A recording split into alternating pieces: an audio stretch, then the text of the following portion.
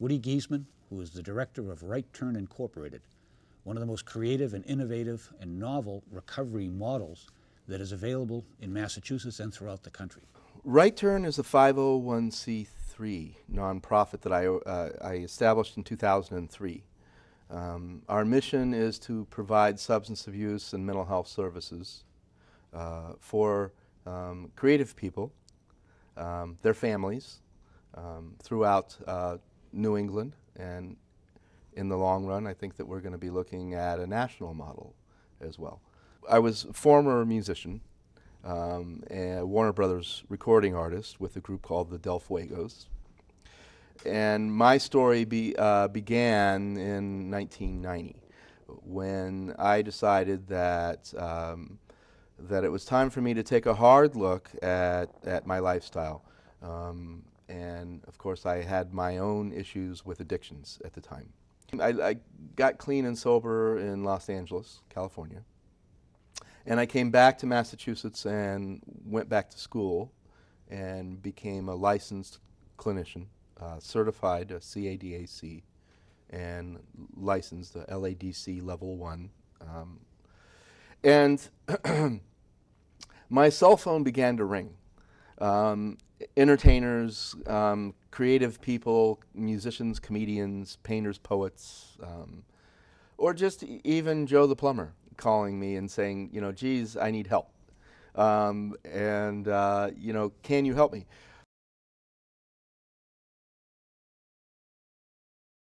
In America, you know, the number one cause of accidental death is are automobile accidents, and probably 50% of that or greater are alcohol related. Right, I've seen studies, 80% or more. In the state of Massachusetts, the number one cause of accidental death is not automobile accidents. It's actually opiate overdose. We have an epidemic here.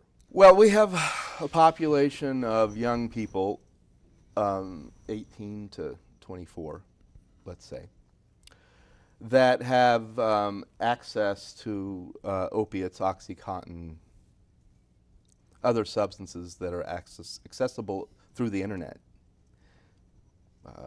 You can actually look at the internet as basically a drugstore.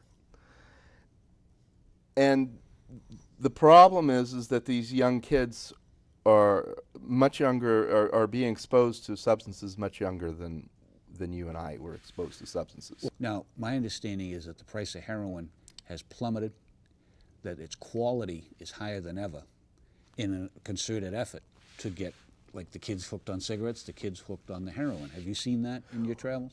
Well, and you use cigarettes as an example because heroin is actually less than a pack of cigarettes. There you go. Yeah. Because I know that it's cheaper now in a lot of high schools than it is for a six-pack of beer. If a person is struggling with the disease of addiction and they feel that they belong to something greater than themselves, that they stand a 27 times greater chance of staying clean and sober that day. Addiction is really, it's insidious. Over a period of time, it's kind of like the Trojan horse. And it moves in, and it's this great gift from God. Wow, this makes me feel so good when I take it. And when you're not looking, the Trojan horse unloads, and it unloads on your brain, and it begins to take over your identity as a person. You can't just say no to drugs. You have to say yes to something else. You have to say yes to life. You have to say yes to all of the healthy behaviors that people have set aside and jeopardized because of their substance use. I think recovery is a fantastic piece, and that recovery and creativity really go hand in hand. And I think that, and I believe that through our creativity workshops, that people actually find their voice in recovery. And that's what the evidence shows. The evidence-based treatment demonstrates that ongoing one-on-one counseling works. Yes. The family, incorporating the family into treatment works. If we help the family get better, the individual gets better. Greater than 80% of our youth in college are exposed to substance abuse. and that a greater than 13% of that 80% continue on with that behavior after college and move in, they cross that imaginary line from substance abuse into chemical dependency. So there are some numbers for you. I think that we have to look at addiction as a brain disease. And why we say addiction is a brain disease is because the chemicals that people use alter the chemicals in the brain. And there are 7 neurotransmitters, pathways associated with several different substances. And of course, alcohol hits all 7 of these neural pathways. The brain it's a brain disease because the brain is altered and has long-term ramifications. In spite of serious consequences, drug-seeking behavior will continue. So yes, it is a brain disease. In fact, if you were to really take the word addiction out of this, you would say that it's a dysregulation of the hypothalamus, because it's the dopamine system that ultimately gets the 1-2 punch by dependency.